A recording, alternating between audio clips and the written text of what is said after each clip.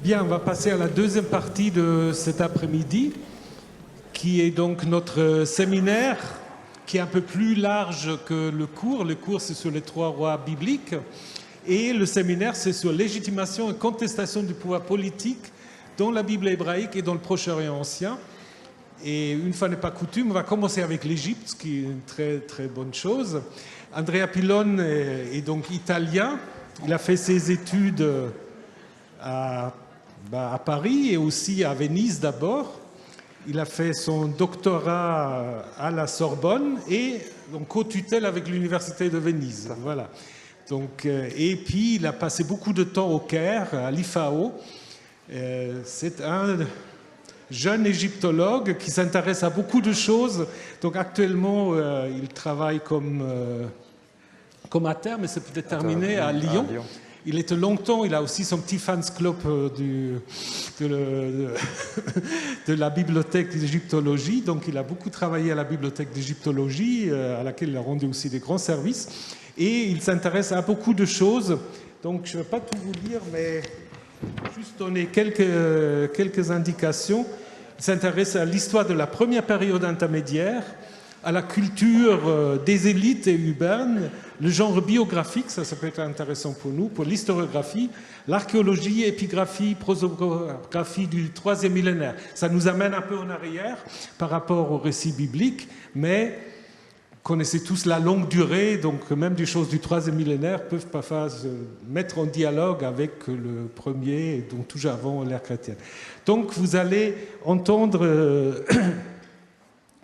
une conférence qui s'appelle « Pharaon, accomplis ta tâche » ou « La royauté égyptienne face à la crise ». Donc c'est tout à fait, vous l'avez déjà indiqué, c'est tout à fait quelque chose qui est de grand intérêt pour le cours aussi que nous avons. Voilà, merci d'être venu et je te donne la parole.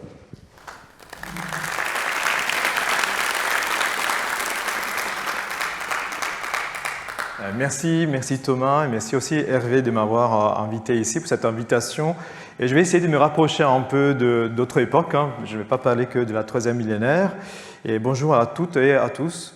Aujourd'hui, je vais vous parler d'un sujet assez large, la royauté égyptienne. Mais je m'appuierai sur différents exemples de sources pour montrer comment la légitimité de Pharaon pouvait se construire ou au contraire se délégitimer.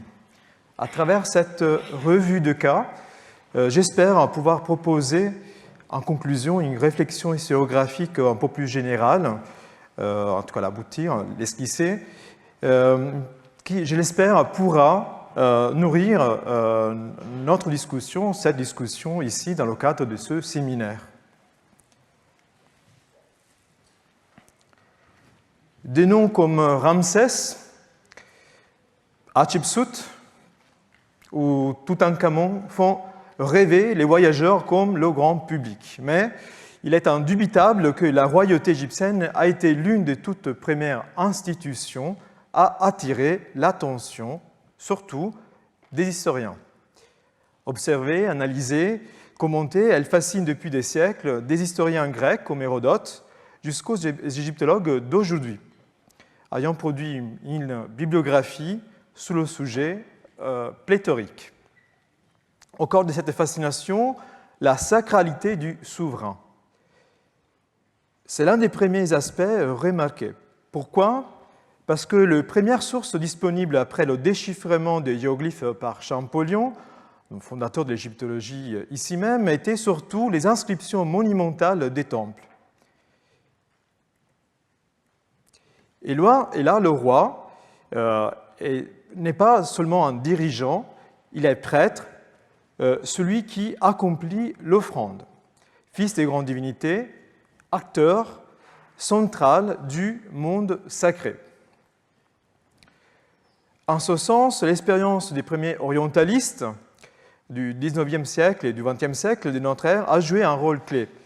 Tout comme dans les monarchies européennes et modernes, où les souverains entretenaient un lien particulier avec les églises, à une époque où la séparation entre pouvoir laïque et pouvoir religieux n'était pas toujours assurée,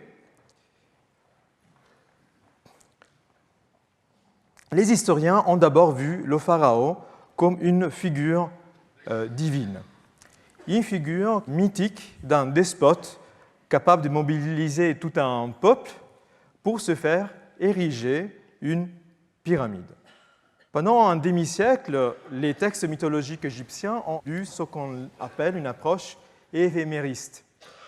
Osiris, par exemple, n'était pas considéré comme un dieu par des savants, comme le philologue Céteux, l'anthropologue Fraser, l'archéologue Amélineux, mais comme l'un des tout premiers rois d'Égypte. C'est seulement avec le temps, il serait devenu, selon eux, le grand dieu que nous connaissons aujourd'hui.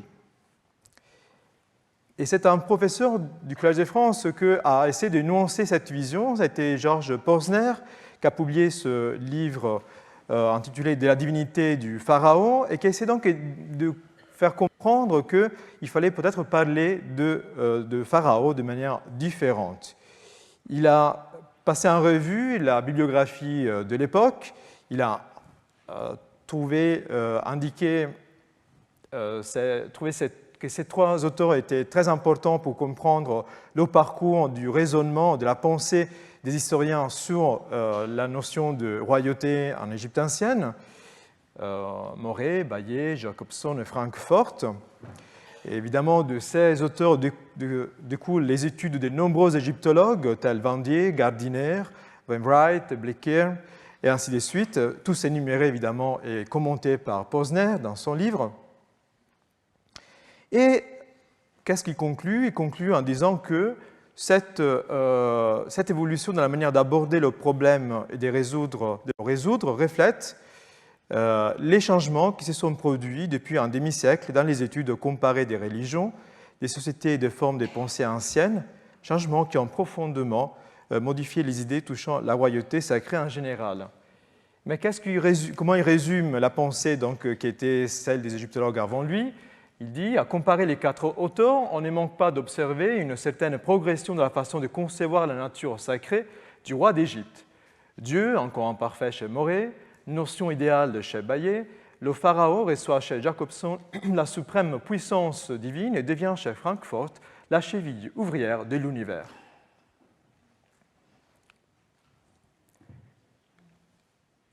La divinité du roi est le centre de toute la vie concrète de la société dont elle détermine le comportement. Donc, Posner invite à bouger, à changer de perspective.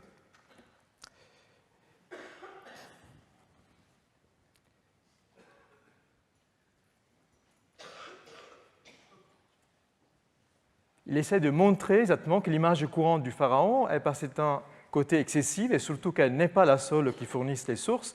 L'Égyptien pouvait aussi avoir de leur souverain et de son rôle des conceptions différentes et plus modérées. En effet, qu'est-ce qu'il utilise des études de cas?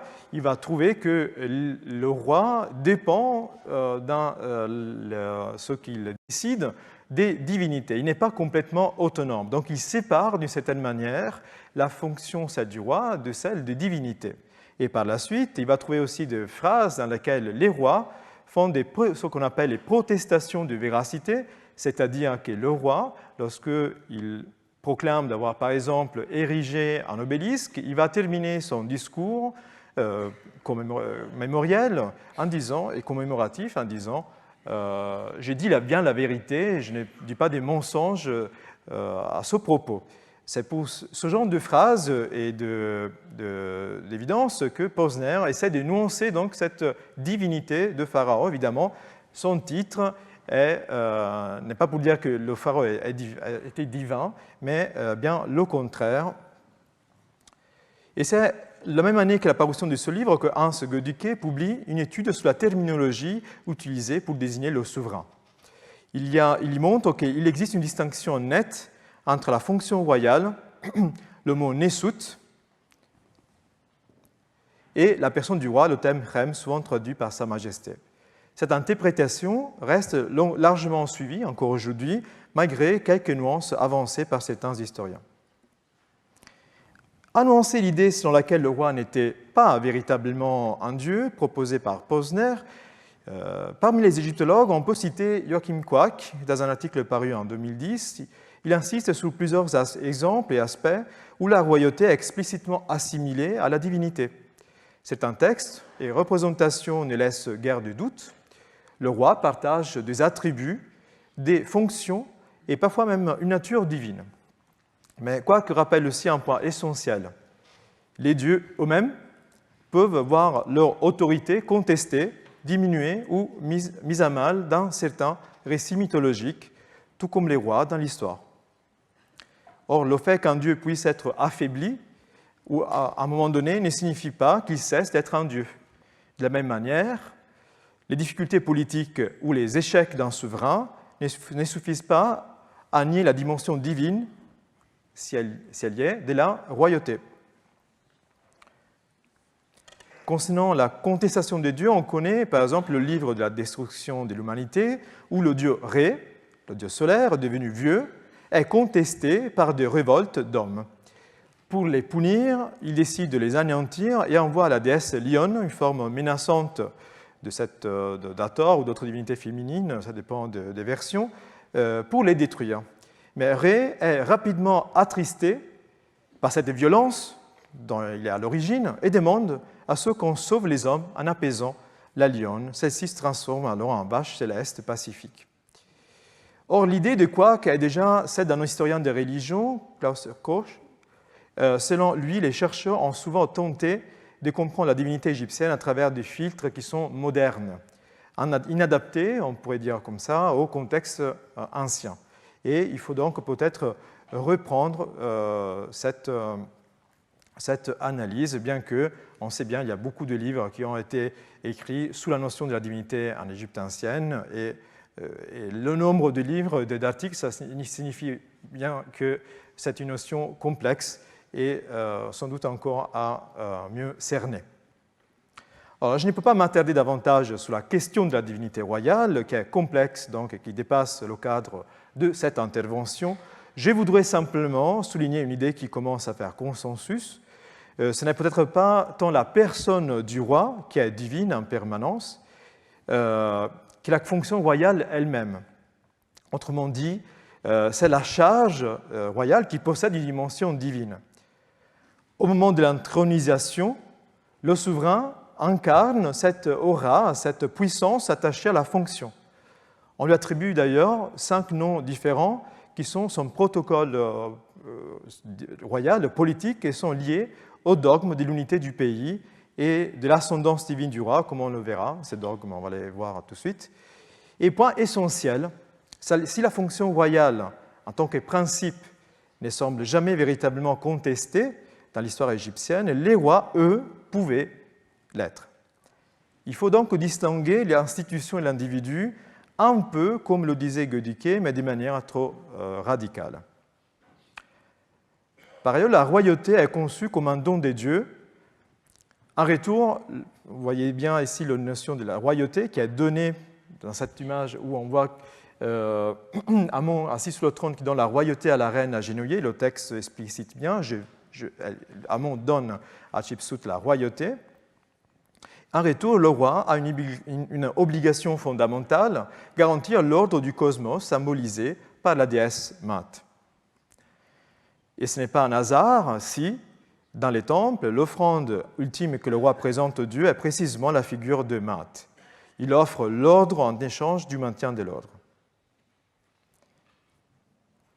C'est d'ailleurs Jan Assmann qui est ici même, pendant des conférences du Collège de France des années 80, a étudié la notion de maths, élaboré la notion de maths, et il dit « Le monde n'étant pas un système auto-organisant, dépend d'une instance supérieure qui le maintient en marche.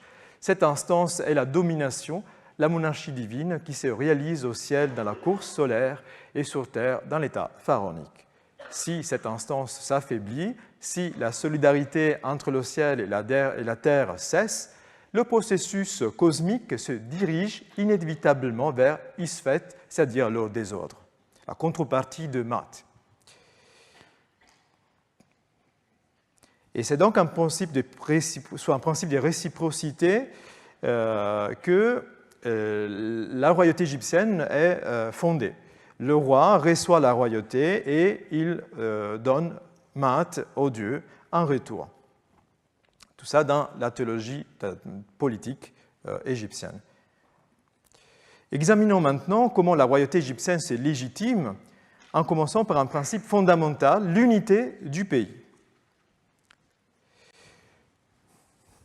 Dès les premières dynasties, parfois appelées dynasties, par exemple, 0 ou première dynastie, ça dépend des études en cours, en tout cas dans la manière dans laquelle on appelle le début de l'histoire de la dynastie égyptienne, Pharaon se présente comme le garant d'une réunification du pays. C'est une unification de deux terres, la Haute-Égypte et la Basse-Égypte, vous le savez bien, donc le delta et la vallée du Nil. Cette réunification symbolise l'union des deux régions qui sont à la fois réelles et symboliques. Donc la Haute-Égypte et la Basse-Égypte, la vallée du Nil et le delta. Et le roi, à travers ses attributs, ses insignes et ses gestes rituels, incarne cette dualité et affirme son autorité sur l'ensemble du pays. Le roi d'Égypte est le roi de Basse et Haute-Égypte. Le gouvernant des deux pays, alors qu'il n'y en a qu'un, mais les deux pays pour désigner les deux régions unifiées sous le contrôle du pharaon. Toute l'idéologie et le langage royal sont traversés par cette dualité fondatrice de l'État. Je vous donne ici juste un exemple de symbole de l'époque qui exprime cette dualité. Ce symbole, le Sematawi, qui est l'union du pays, vous voyez bien, deux divinités qui représentent la Haute et la Basse-Égypte, ou ici des génies qui représentent les deux régions, personnification des deux régions, qui unifient comme dans un nœud, enfin en faisant un nœud, les plantes qui symbolisent la Haute et la Basse-Égypte, c'est-à-dire les papyrus et les plantes lotus. Même les couronnes, qui sont celles du pharaon, parlent de cette dualité. On a la couronne rouge très célèbre de Basse-Égypte et la couronne blanche de Haute-Égypte, qui en font une, c'est-à-dire celle-ci, elle n'est pas représentée ici, mais en tout cas, il y a la double couronne. Donc le roi, quand il porte la double couronne, représente cette dualité. L'autre principe dans le dogme de la royauté égyptienne est l'ascendance. Le statut du roi est associé dès les plus hautes époques, même avant l'unification du pays, en divinité précise, le dieu Horus. À l'époque où l'Égypte est encore divisée en chefferies régionales, la figure royale est déjà pensée en lien avec lui. Horus, le faucon, est dans le mythe le fils d'Osiris, dieu souverain, maître de l'au-delà. Osiris est assassiné, vous le savez bien, par son frère Seth, dépécé, puis reconstitué par sa sœur et épouse Isis. Après sa résurrection, si on pourrait dire comme ainsi, il rejoint les étoiles impérissables et laisse le pouvoir à son fils Horus, qui devient l'héritier légitime du trône. Évidemment, je résume. Ce récit mythologique n'est pas seulement religieux, il fournit un modèle politique et justifie la légitimité du pharaon par une succession filiale directe. Le roi est Horus sur terre, successeur légitime d'Osiris. Ainsi, dans les premières représentations royales, Horus est associé à l'action même du souverain. Sur la planète de Narmer, par exemple, le faucon capture symboliquement les ennemis du Nord, au moment même où le roi est représenté en train de les frapper. Le dieu accomplit la même action que le roi, et en même temps, il le protège, placé derrière sa tête. Or, vous imaginez bien que ce principe de filiation était fragile. Je donne aussi une autre image très belle de ce faucon protecteur d'un roi, ici Khéphren. Ce récit mythologique n'est pas marche bien dans la mythologie, mais marche moins dans la réalité. Vous imaginez bien que ce principe est fragile, tous les rois n'ont pas été les fils directs de leurs prédécesseurs, et certes la succession filiale était préférable, mais il n'était pas impossible d'y déroger. Et il existe des cas où la succession pose problème, par absence d'héritier, par exemple, par rivalité interne, changement de dynastie, et dans ces situations, le mythe ne fonctionne pas comme un acte constitutionnel au sens juridique, ce n'est pas un code, c'est une narration, et une narration peut être adaptée. La filiation peut être proclamée, elle peut être reconstruite symboliquement parfois en faisant intervenir une divinité à autorité, avec une autorité nationale. C'est ici qu'intervient, par exemple, dans ce cadre, le dieu Amon. Vous connaissez sans doute l'exemple célèbre d'Hatshepsut, cette femme qui devient un pharaon et qui, au cours de son règne, se fait représenter avec les attributs masculins de la royauté égyptienne. Pourquoi devient-elle souveraine? Et surtout, comment explique-t-elle sa légitimité, puisqu'elle n'est pas le fils d'un roi? Le fils masculin. Elle est fille d'un roi, on le verra, mais elle n'est pas un fils d'un roi. Et la réponse est remarquable, elle met en scène une naissance divine. Dans les reliefs de Deir el-Bahari, le dieu Amon lui-même prend l'apparence de son père, s'unit à sa mère et engendre Hatshepsut. Elle n'est donc pas simplement fille du roi, elle est fille d'Amon. L'affiliation est déplacée, d'une certaine manière, sur le plan mythologique.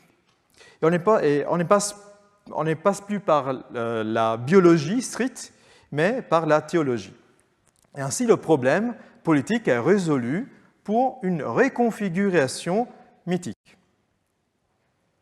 En effet, Hatshepsut était l'épouse de Thoutmôsis II, mais le couple n'a pas eu de fils à la mort de Thoutmôsis II, et c'est donc le tout jeune prince Thoutmôsis III, né d'une épouse secondaire, qui monte sous le trône.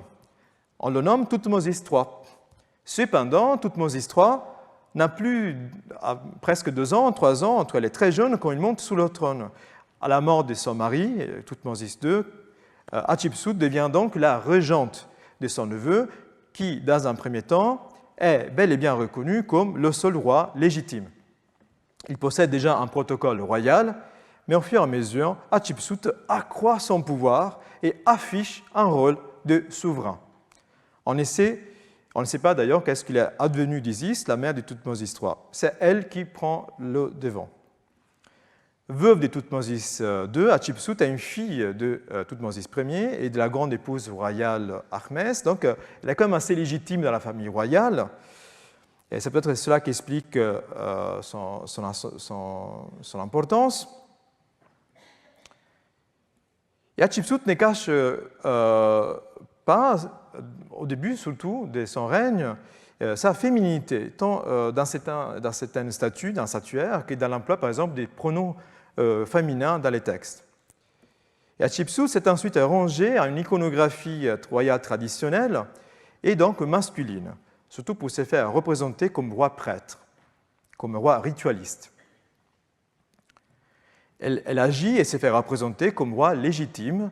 Il y a énormément de textes, d'inscriptions dans lesquels on commémore des actes de Hatshepsut exercés en tant que reine légitime. Parfois, elle se fait représenter même accompagnée derrière elle par son neveu, mais elle reste protagoniste. Le cas est particulier parce que les années de règne de son époque ne sont pas les siens, mais sont les années de règne de Thoutmôsis III. Mais elle, quand même, elle veut garder il y a ce protagonisme qui est assez considérable et nouveau. Mais comment justifier sur le plan religieux sa légitimité en tant que souverain, comme l'Horus, l'héritier divin? Comme je disais, on a fait appel au dieu national Amon, le dieu de Karnak. Ceux d'entre vous qui ont visité le temple connaissaient très bien cette divinité.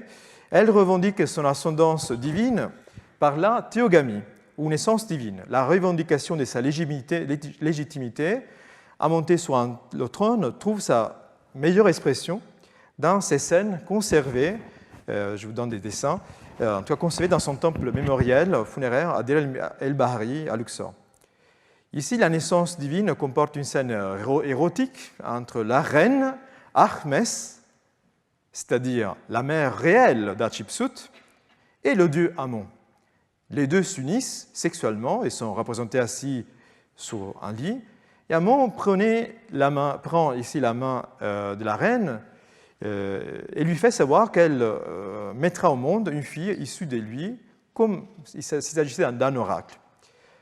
Par ailleurs, après, nous voyons le dieu Khnum, le dieu potier, un dieu démiurge, qui modèle sous son tour des potiers, ici, Hatshepsut et son cas, c'est-à-dire son esprit, et le corps est celui d'un jeune homme, car c'est l'image de la fonction royale.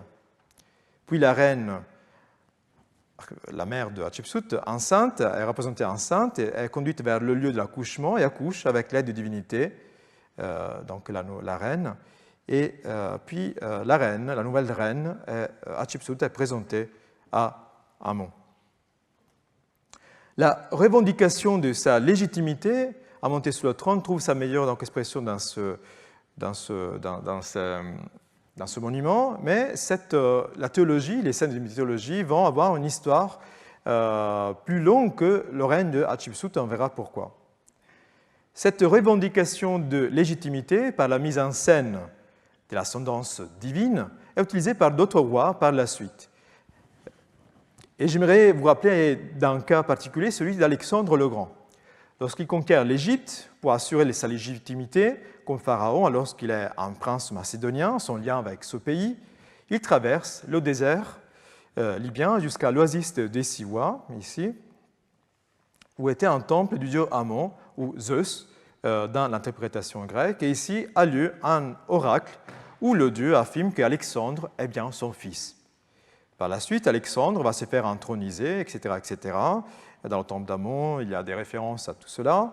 Et par ailleurs, c'est une iconographie spéciale qui est utilisée pour Alexandre le Grand pour représenter, signifier ce qui s'est produit et représenter donc son effigie, notamment dans les monnaies de l'époque. Qu'est-ce qu'apparaît? En effet, apparaît une corne de bélier derrière l'oreille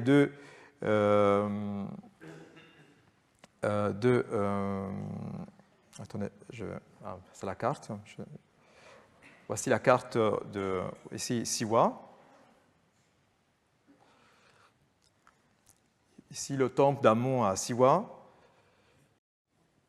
Donc, je reviens aux monnaies de l'époque avec l'effigie d'Alexandre le Grand, dans laquelle on va trouver donc derrière l'oreille une corne de bélier. Et le bélier est une forme d'Amon. Donc on peut dire quelle meilleure image et processus de légitimation par l'image ici pour représenter cette ascendance divine.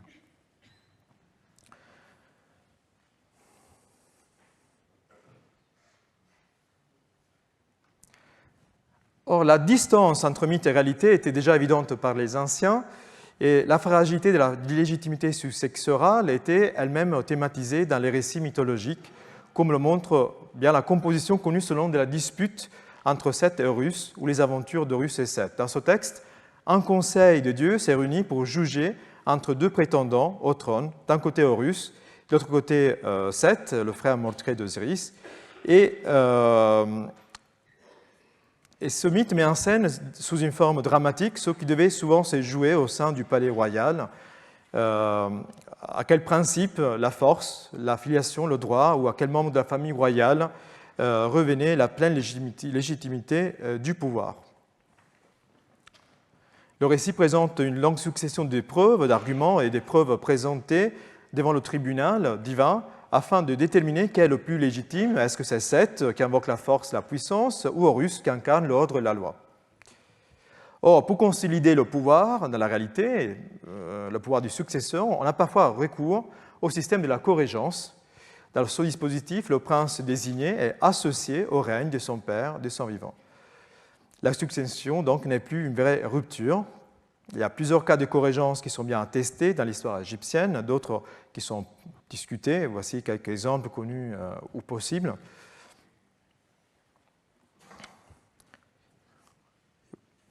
Et voici une image ici de Ramsès II qui est associé à Séti Ier. Il n'y a pas une vraie corégence, mais en tout cas, il y a une volonté dans les représentations de plus en plus au Nouvel Empire de signifier ce lien filial à travers des représentations de ce genre. Et ici, pourquoi cette scène ce couple, en tout cas son père et fils, face au nom de tous les rois, ancêtres. Donc la symbolique est assez évidente sur la question de l'ascendance. Et puisque nous parlons de succession des filiations, il il me semble important d'ouvrir une brève parenthèse sur la notion même de dynastie. Lorsque nous parlons d'histoire et de périodisation égyptienne, vous le savez, les égyptologues utilisent peu les dates absolues. Ils privilégient une terminologie spécifique, celle des dynasties. Or, c'est essentiel, cette division en dynasties n'est pas une catégorie indigène de l'Égypte pharaonique, c'est une construction historiographique relativement tardive. Elle provient d'un prêtre égyptien du XIIIe siècle, Manéthon, et dans son œuvre, il subdivise l'histoire de l'Égypte en 31 dynasties. Mais que signifie exactement ce terme? Le mot grec dynastia ne désigne pas nécessairement une lignée strictement familiale, comme nous avons tendance à l'entendre aujourd'hui. Il renvoie plutôt à l'exercice du pouvoir par un groupe cohérent de dirigeants. Ce groupe peut être une famille, mais peut aussi inclure un entourage, un clan, un cercle de pouvoir. Autrement dit, la dynastie ne suppose pas obligatoirement une succession biologiquement ininterrompue. Dans la tradition politique grecque, notamment le terme dynastia est d'ailleurs proche d'une certaine manière, là aussi un peu je résume, mais est proche de celui d'oligarchie. Il désigne la domination exercée par un petit nombre. Cela change un peu donc notre perspective. Ce que nous appelons changement des dynasties n'implique pas toujours une rupture radicale ou une absence totale de continuité. Il peut s'agir d'une reconfiguration du cercle du pouvoir. Et par ailleurs, j'ai renvoie à ce livre donc, de Manuel Kerr sur Penser l'oligarchie en Grèce et donc sur la terminologie employée. Après avoir proclamé son ascendance divine, le roi doit surtout prouver qu'il est capable de maintenir l'ordre au long de son règne. Sa force doit durer, ses capacités doivent rester intactes. Comme dans cette monarchie moderne, on met donc en scène le renouvellement royal du pouvoir à travers des célébrations jubilaires. C'est ce qu'en égyptien on appelle la fête Sed. C'est une fête très ancienne et c'est déjà le roi Djoser, que vous voyez ici, qui a construit son complexe funéraire avec des espaces qui permettent d'accomplir les différents rituels de cette fête de renouvellement du pouvoir royal. Des moments clés de la fête Sed, qui avait lieu après 30 ans de règne, et ensuite et d'autres fêtes Sed pourraient être accomplies par la suite, est la course rituelle, que vous voyez ici. Le roi court, qui a été accompli ici, pour démontrer, cette cour permettait de montrer physiquement que le roi était capable, apte à gouverner, à maîtriser les frontières du pays, à garantir l'unité du pays. Il était ensuite intronisé sur un double trône qui se trouvait ici, comme roi des Hautes et Basses Égyptes. L'unité du pays est ainsi réactivée, au moins sur le plan symbolique. Voici quelques images, donc la course du roi Djoser, représentée dans son complexe funéraire, et une représentation donc, du double trône des Hautes et Basses Égyptes, dans laquelle donc, est représenté le souverain comme souverain de l'unité du pays. Et ici, une étiquette commémorative très très ancienne en bois d'ébène qui évoque le jubilé d'un premier roi des premières dynasties, avec ces deux moments clés de la fête Sed. Il fallait surtout créer du consensus. Créer l'ordre, garder l'ordre, être légitime, signifiait bien gouverner et créer un consensus. En Égypte, il existait des modèles de conduite pour les rois, transmis par des textes appelés enseignements, ou par des sortes de mémoires fictives des souverains, qui définissaient comment gérer, à travers des exemples parfois historiques, le pays. Deux textes sont célèbres, l'enseignement pour Méricaré, transmis par son père Kéti, et l'enseignement d'Amenemhat Ier. Ces textes alternent des normes de conduite générales et des explications implicites, parfois à partir d'événements négatifs ou positifs de leur règne. Au cœur de ces enseignements se trouve la manière dont le roi doit maintenir le consensus aussi au sein de la cour, des magistrats et des notables locaux, tout en garantissant la prospérité du pays. Voici quelques extraits. Nous lisons qu'un extrait ici pour voir la teneur de ces propos presque philosophiques. Fais grandir tes nobles afin qu'ils accomplissent tes lois. N'est pas partial celui qui est riche dans sa maison, qui possède des biens et n'éprouve aucune pénurie, mais celui qui est dans le besoin ne parle pas selon sa justice. Il ne peut être équitable celui qui dit « ou si seulement j'avais ». Il est partial envers celui qui le paie. Est grand, un grand dont les grands sont grands, donc il parle de lui. Est fort un roi qui a des courtisans. Et auguste celui qui est riche de nobles. Sois équitable dans ta maison afin que tu respectes les nobles qui sont sous la terre. Le témoignage d'enseignant est l'équité du cœur. L'intérieur de la maison provoque le respect à l'extérieur. Et voici le début de l'enseignement d'Amenemhat Ier à son fils Sésostris. Intéressantes sont surtout les dernières phrases, un peu pessimistes, qui sont des claires références à la conjuraison dont il a été victime, on en parle tout après, et dont les détails sont donnés plus loin dans ce même texte. Mais il dit au début, donc le début de l'enseignement donné par Sa Majesté, c'est le début. Et le roi dit à son fils, toi qui es apparu en tant que roi, écoute ce que je vais te dire, afin que tu sois roi sur la terre et souverain des régions et que tu accroisses la prospérité. Méfie-toi de tes subordonnés, afin qu'il ne se produise rien dont les préparatifs aient été négligés. Ne t'approche pas d'eux lorsque tu es seul et ne fais pas confiance à un frère. Un pouvoir légitime repose sur le consentement de ceux qui sont soumis. Le concept de légitimité n'a de sens que dans des régimes où les dirigeants gouvernent en accord avec les valeurs de la société. Dans la pratique, la monarchie cherche à créer un consensus autour d'elle par différents processus dynamiques, notamment en consolidant son lien avec les élites. La légitimation est un fait social, et c'est d'abord un phénomène de subjectivation des valeurs monarchiques qui peut se concrétiser dans des pratiques. Dès le Moyen Empire, avec les réformes administratives de l'époque, une littérature pédagogique est créée pour transmettre les valeurs monarchiques et loyalistes aux scribes et aux administrateurs. Ces textes étaient étudiés dans les écoles et conservés dans les bibliothèques des temples et privés. Mais la légitimation passe aussi par des actions concrètes dont l'effet reste puissant. La récompense, par exemple, des dignitaires. Cela peut prendre la forme d'attribution des terres ou des richesses aux soldats ou de cérémonies publiques affichant la proximité de certains notables avec le roi, ce qui souligne leur participation au système politique.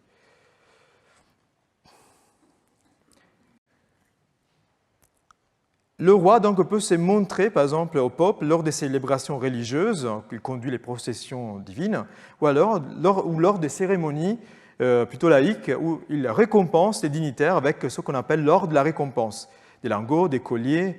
Et par exemple, ici vous avez le relief représentant Séti Ier dans une fenêtre à balustrade d'où il sort pour récompenser son général, la Hormine.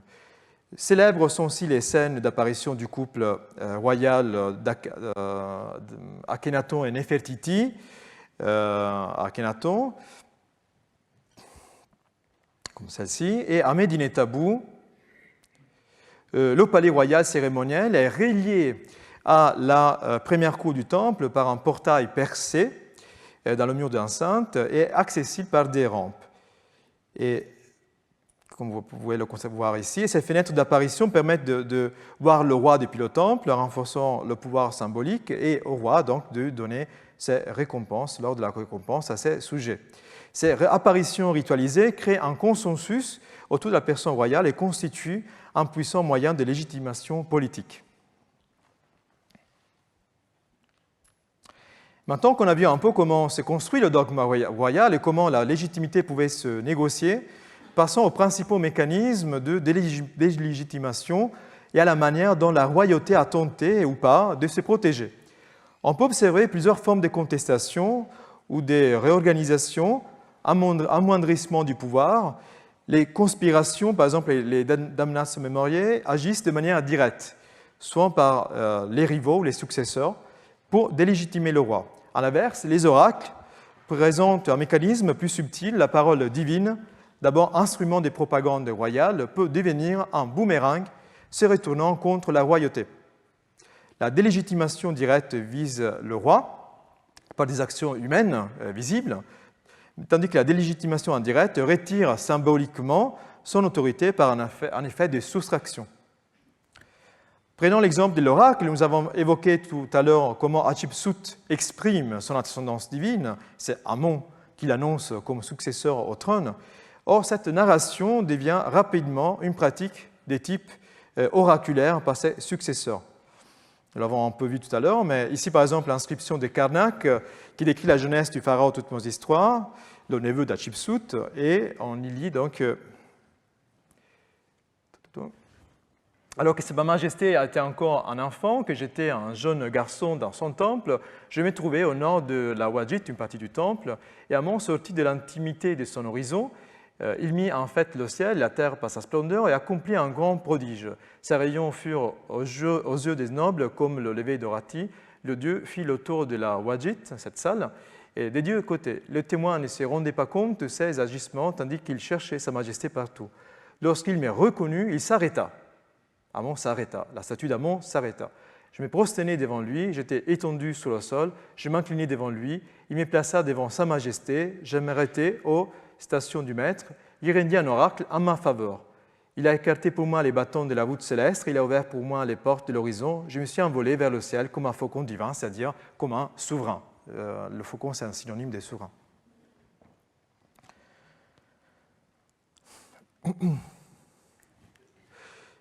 Mais de plus en plus, donc, la population s'adresse à la statue du dieu lors des processions hors du temple. Je pense, voilà. La légitimation du roi, j'ai oublié cette slide, même des souverains dont le lien parental est assuré, comme Ramsès II, va suivre ce genre de pratique et va suivre donc deux orientations. D'une part, on va insister sur la notion des lignées familiales avec une succession de père en fils directe, et d'autre part, on va exalter l'ascendance divine du roi en faisant appel à une proclamation oraculaire d'un Dieu suprême. L'inscription dédicatoire de Ramsès II, que vous avez ici sous les yeux, dans le temple de son père Séti Ier Abydos, est assez révélatrice de la combinaison de ces deux conceptions. Et de plus en plus, la population s'adresse à la statue du Dieu lors des processions hors du temple afin de poser des questions juridiques, par exemple, ou des affaires de droit commun, et d'obtenir ainsi une réponse divine. Il s'agit souvent des questions d'héritage, de prébende, de charges de prébende, de questions concernant les propriétés foncières, mais aussi pour des questions judiciaires plus graves. Cette pratique est ancienne. Dans le devoir du vizir, qu'un texte qui définit les fonctions du vizir et dont la composition remonte peut-être au Moyen Empire, il est explicitement recommandé de ne pas recourir à ce type de procédure. Autrement dit, la légitimité de la parole oraculaire est, dès l'origine, envisagée avec prudence et encadrée.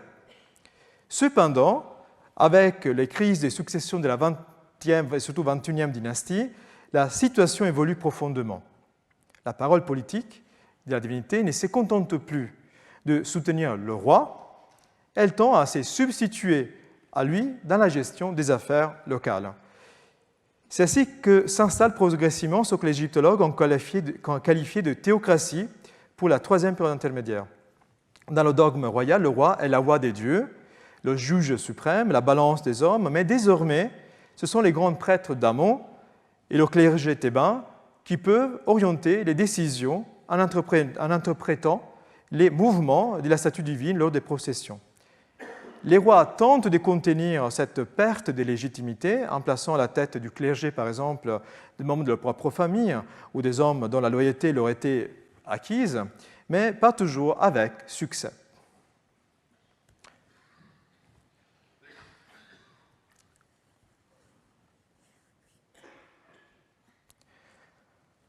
La contestation du pouvoir existait réellement, même si les sources n'en parlent peu. Alors, les révoltes sont mieux documentées à partir de l'époque hellénistique. Avant, elles sont à peine attestées. Les inscriptions monumentales et les temples évitent de mentionner ces événements négatifs. La littérature didactique montre cependant que le problème était bien connu et thématisé. Dans l'enseignement pour le roi Méricaré, par exemple, il est clair que le roi doit combattre les contestataires. Il dit « Accomplis la justice, afin que tu dures sur la terre, console celui qui pleure, n'opprime pas la veuve, ne chasse pas un homme de la propriété de son père, ne prive pas les grands de leur poste, prends garde à ne pas punir injustement. » Il continue et dit « Ne juge pas si cela n'était pas réellement utile, mais punis par le fouet et par l'emprisonnement. Ainsi ce pays sera fondé. juge le rebelle dont les plans sont découverts, mais seul Dieu connaît le mal intentionné et Dieu frappera sa faute par le sang, tandis que le doux vivra heureusement son temps de vie. N'es-tu pas un homme dont tu connais l'excellence, avec lequel tu as lu à voix haute des écrits? Alors remarquez aussi combien de prudence l'on recommande au roi dans ce contexte. Il doit punir, mais être juste et avisé, stratégique. En effet, la contestation n'est pas toujours réprimée de manière exemplaire, elle est souvent négociée ou modulée. Il est indubitable que l'administration pouvait traverser des périodes de tension, d'insatisfaction parmi certains groupes de la société, parfois en raison des dysfonctionnements administratifs. Lorsque le mécontentement était légitime, par exemple, la contestation pouvait être tolérée. C'est le cas de la grève sous Ramsès III, la première connue de l'histoire documentée par ce papyrus. Le papyrus, rédigé par le scribe Amenart vers 1170 avant notre ère, relate les plaintes d'ouvriers de la vallée des rois privés de leurs rations. Ces artisans dénoncent la corruption et le vol des matériaux destinés au tombe royal. Face à l'inaction des officiers, qu'est-ce qui se passe? Ces ouvriers organisent un sit-in, un vrai sit-in, derrière le temple de Thoutmôsis III pour se faire entendre. Puis d'autres grèves et sit-ins vont suivre. Alors, les tactiques de protestation décrites dans le papyrus se répètent périodiquement et pouvaient durer jusqu'à 2 saisons entières. Un papyrus inédit, conservé à Turin et provenant des délais médiniens, actuellement étudié par Stéphane Polis de l'Université de Liège, et que je remercie pour cette information, montre que ces grèves étaient probablement consignées dans des annales. Évidemment, pas sous des monuments, donc sous des chroniques archivées, attestant que des épisodes similaires existaient déjà avant Ramsès III. Ces événements pouvaient également servir dans la négociation entre l'autorité et la société, pour rappeler que, comme par le passé, les actions de contestation étaient inefficaces. Qu'est-ce qui se passe? C'est qu'ainsi, par exemple, comme le suggère ce papyrus, une lettre adressée aux ouvriers par l'autorité, manifestée sur la colline à proximité du village pour attirer l'attention et exprimer son mécontentement, était présentée comme inutile et même dangereux si cela continuait. Mais toute contestation n'était pas négociable. Les paroles politiques jugées subversives étaient considérées comme une affaire sérieuse et pouvaient entraîner de lourdes sanctions. L'une des manières pour la royauté pour se protéger de la parole politique délégitimante était le délit du blasphème. La question du blasphème est récurrente dans la littérature didactique égyptienne. En particulier, on le retrouve bien thématisé dans les enseignements. Et prenons ici un exemple. Dans l'enseignement loyaliste, le nom du roi occupe une place centrale. Il ne s'agit pas d'un simple nom propre, celui du roi, qu'il ne faut pas mentionner, mais d'un support symbolique, on pourrait dire comme ça, du pouvoir, un signe qu'il faut défendre, un nom qu'on peut aussi utiliser, par exemple, dans les serments, et qu'il faut donc honorer. Je lis « Combattez pour son nom, celui du roi, et respectez le serment qui l'invoque. Abstenez-vous de commettre le délit d'offense. » Ce passage se termine par acclamer la couronne de Basse-Égypte, adorer la couronne blanche de Haute-Égypte, rendez hommage à celui qui porte la double couronne, le roi. Les couronnes sont des manifestations ici du roi. La sanction est sans ambiguïté, est ici écrite, s'opposer au roi, même par la parole, même par l'injure, expose à la noyade. On dit, le partisan du roi sera un bienheureux, mais par des tombeaux pour ceux qui se rebellent contre sa majesté. Son cadavre est jeté à l'eau. Par ailleurs, les sources documentaires, non seulement littéraires, montrent que cette menace n'était pas théorique, mais bien réelle, on va le voir tout de suite. Mais il existe une autre punition, encore plus radicale, qui concerne l'au-delà. Insulter le roi entraîne la négation de la tombe et des offrandes funéraires. C'est ce qu'on annonce donc l'enseignement, mais on va retrouver cela aussi dans un autre domaine, celui funéraire.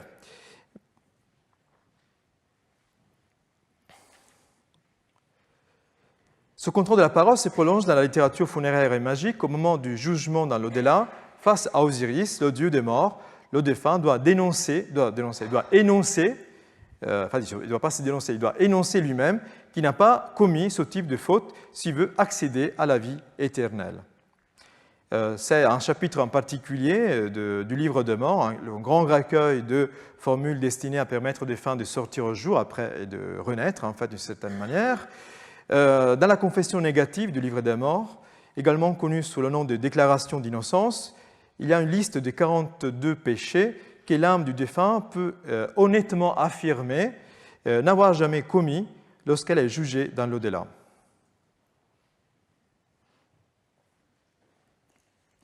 Voici les 42 péchés qui sont énoncés. Je n'ai pas fait ça, je n'ai pas fait ça, et chacune est protégée par une divinité spécifique.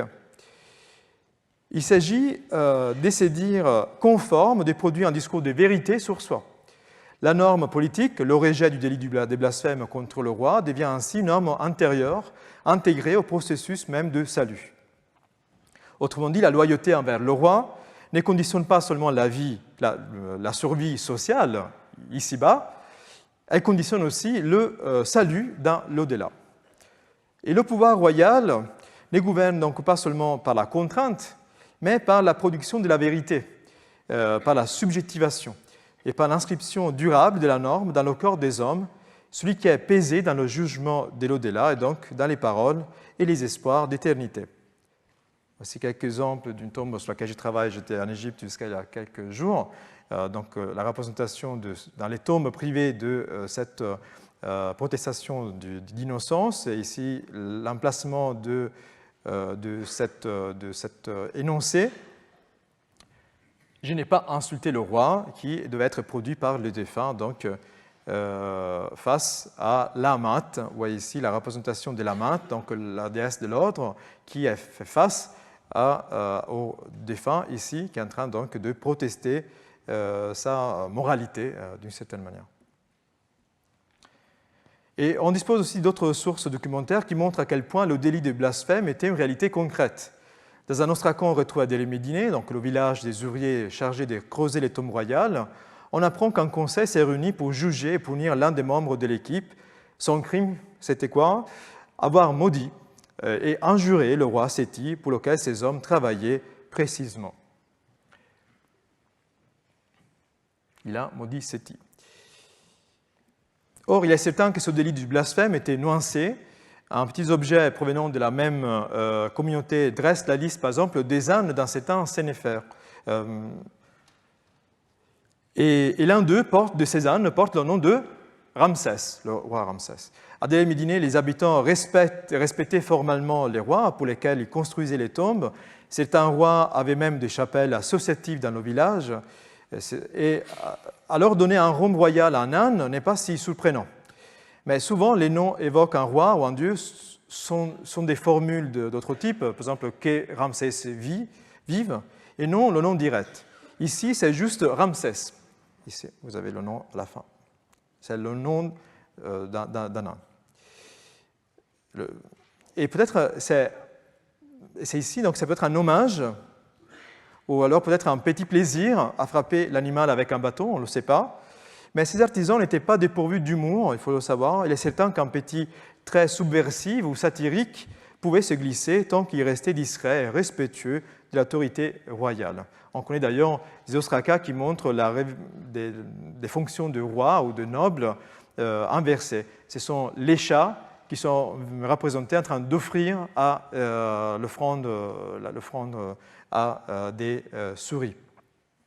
Et ce qu'il ne fallait surtout pas faire, c'était critiquer ouvertement le roi ou parler des questions sensibles. Dans une lettre comme celle-ci, on apprend qu'un général a fait assassiner par noyade des policiers qui semblaient avoir trop parlé. Plutôt que de les juger devant un tribunal, il a préféré de les faire disparaître. Ainsi, aucun propos subversif ne pouvait se propager.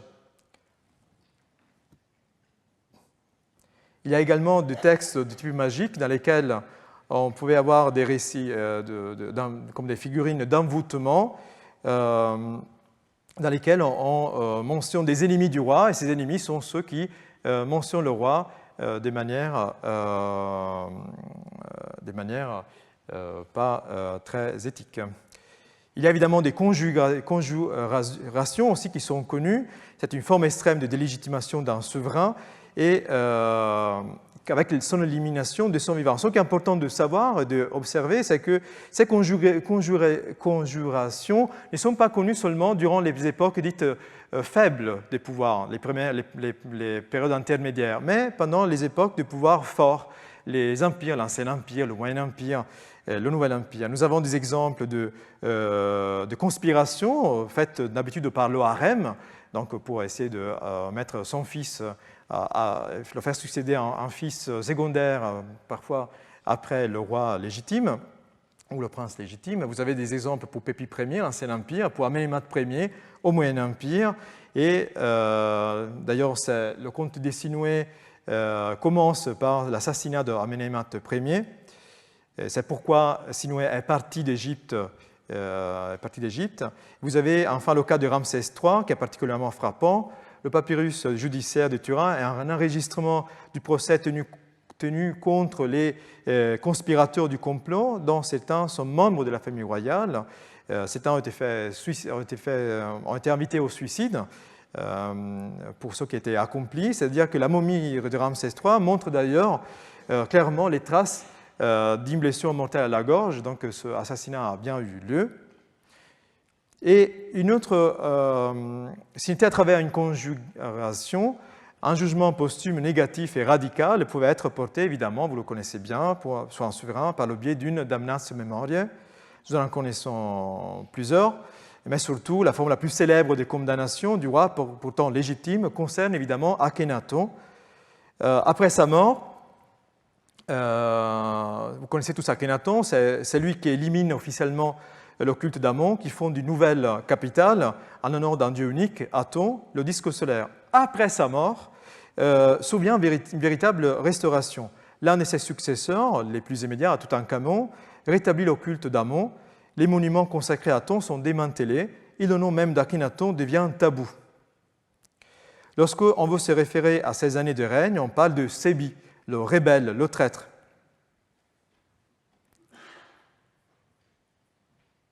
Bien qu'il soit difficile de mesurer précisément le sentiment populaire à l'égard des rois, il est clair qu'Akhenaton ne faisait pas l'unanimité. Avec les retours d'ailleurs à la capitale Thèbes, sa dépouille aurait été transférée de la nécropole d'Akhenaton vers la vallée des rois, et la tombe qui semble être la sienne a probablement été profanée avant d'être refermée. Des pierres ont été probablement jetées, en tout cas son équipement a été abîmé. Voilà donc quel pouvait être le prix de la légitimation d'un souverain.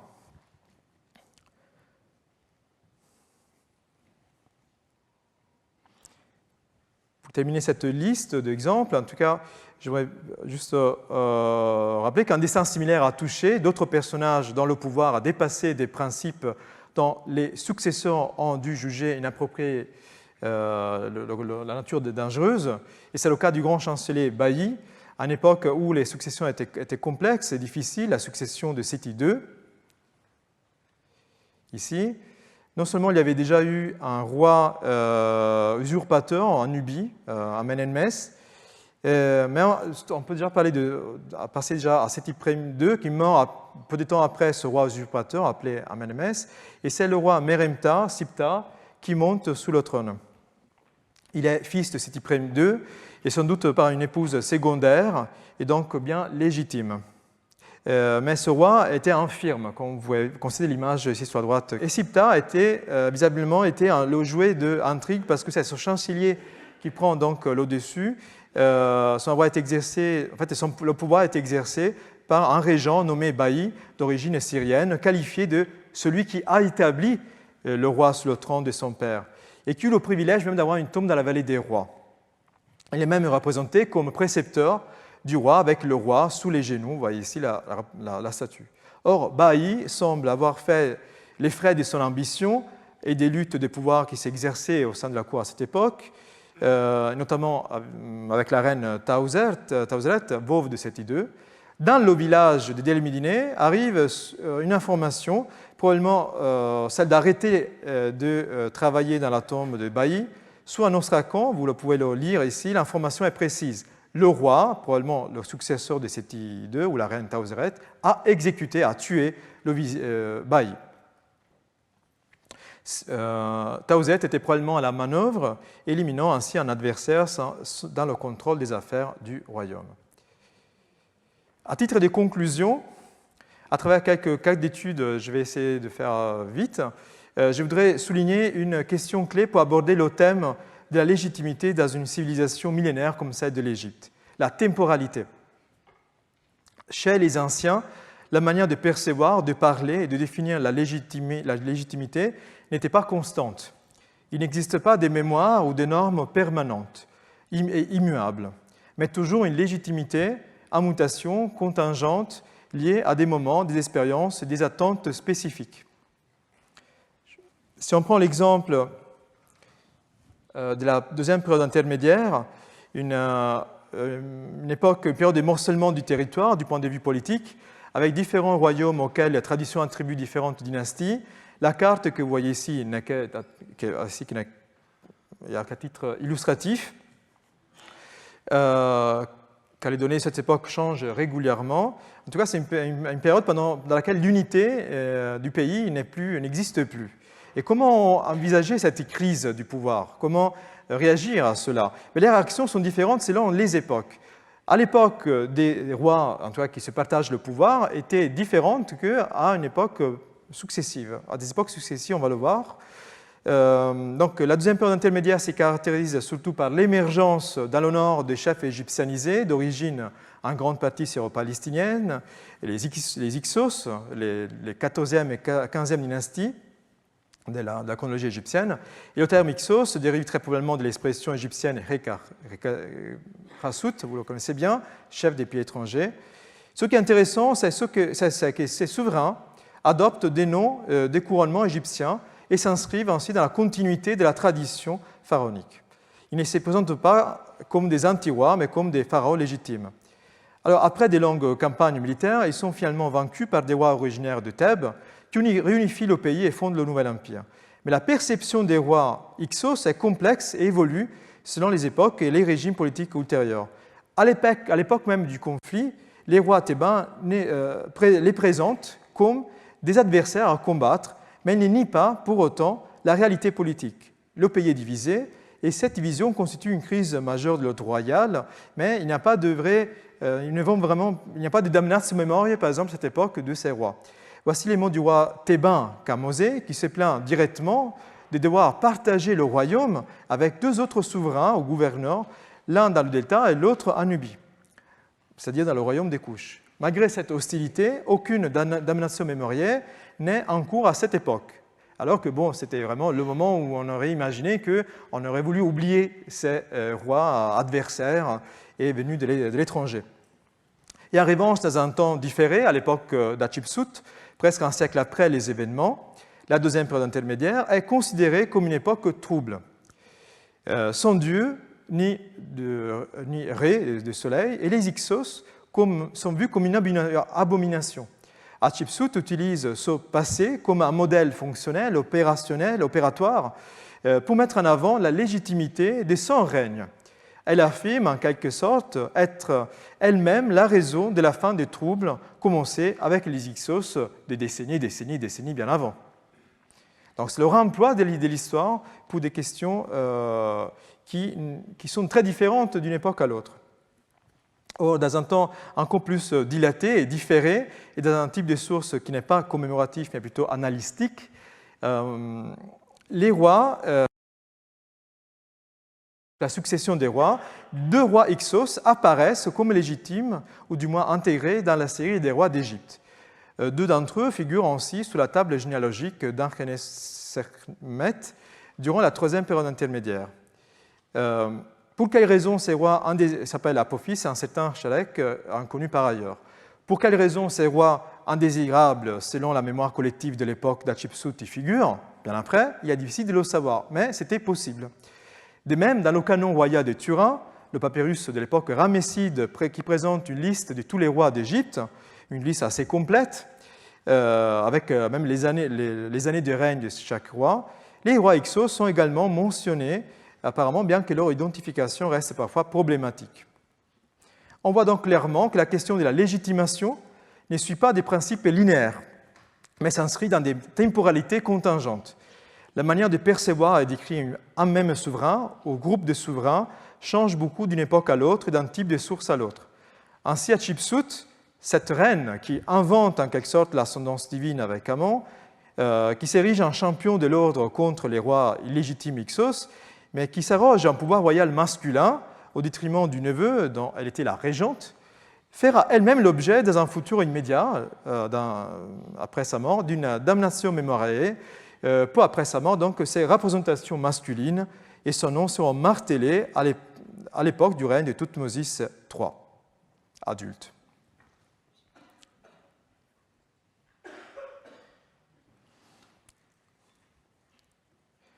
Pour conclure, j'aimerais vous présenter l'exemple de ce récit géographique égyptien composé autour du IIIe siècle avant notre ère. La chronique démotique, c'est un texte historique égyptien rédigé en écriture démotique couvrant la période tardive de l'Égypte.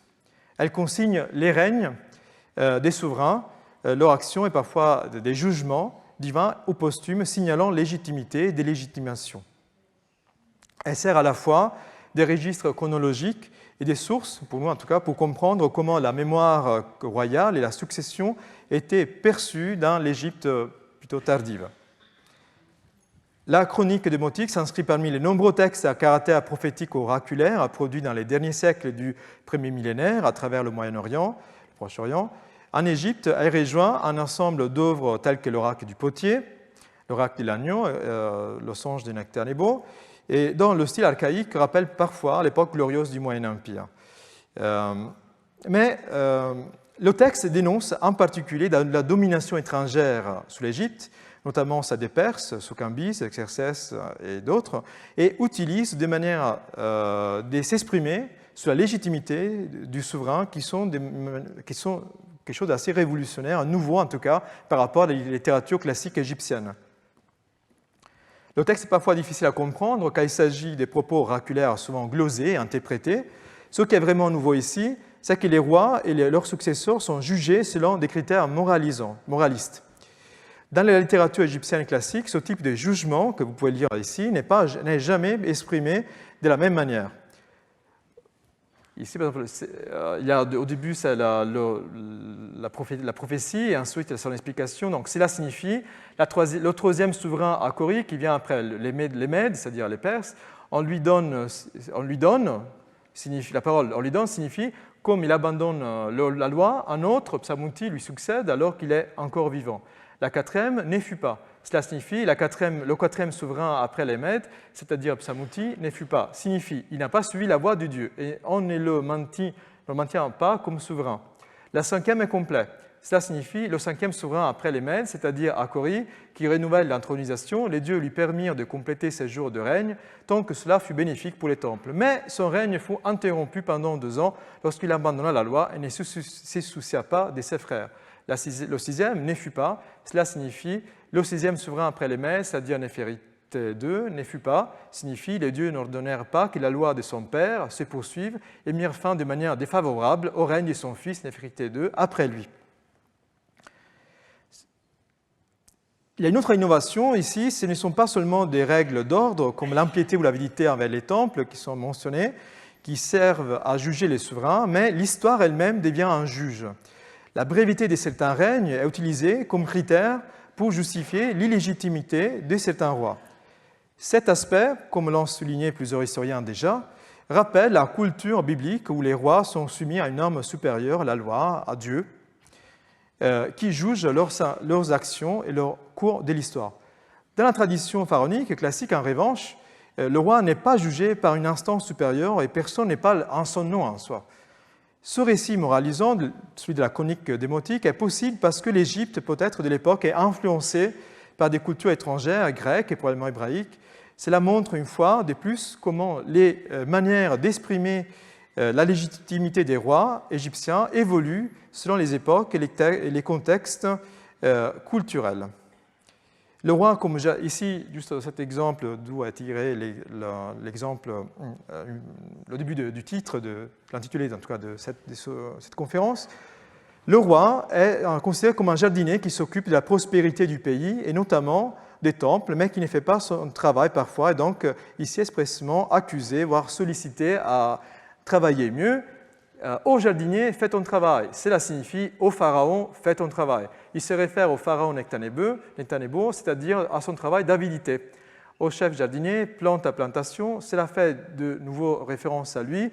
Le reste des autres actions se rapporte à planter des cultures en plus de sa richesse volée. Arrose les petits arbres, fais vivre les grands arbres, cela indique le reste des choses, une manière de dire « garde-toi de l'avidité ». Voici donc ce texte moralisant sur l'histoire et sur la légitimité des rois d'Égypte. Pour conclure, ce n'est pas question de construire une nouvelle théorie de la royauté égyptienne, mais ces derniers exemples, je l'espère en tout cas, permettent d'observer de manière historiquement située, de dire le pouvoir, la crise, l'ordre. On pourrait peut-être faire appel à des théoriciens de l'histoire politique, de l'histoire des concepts, pour mieux définir les phénomènes observés. Je pense notamment aux catégories proposées par Koselleck, notamment l'articulation entre expérience du passé et horizon d'attente, ainsi que celle de Hartog sur les régimes d'historicité, car ces catégories offrent un cadre heuristique pour comparer ces configurations. Elles permettent simplement de penser comment, selon les contextes, la légitimation ou la délégitimation du pouvoir royal passe par des usages différenciés du temps, de la mémoire et de la crise. Les Égyptiens mobilisent le passé à toutes les périodes, mais pas de la même manière. Au Moyen Empire, le passé fonctionne surtout comme un réservoir normatif. À l'époque tardive, notamment dans la chronique démotique, il devient un outil de comparaison des jugements des règnes. Il n'existe pas une légitimité égyptienne transhistorique, universelle, intemporelle ou transcendante. La perception de l'expression de la légitimité se décline selon des régimes historiques.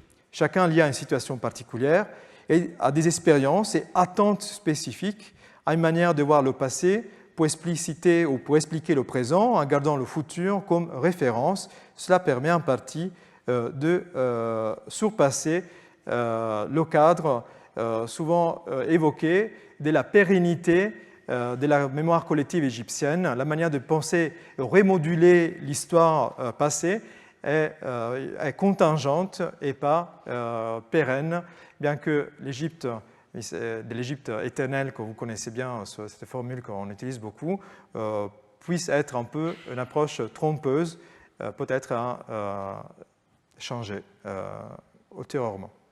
Merci pour votre attention.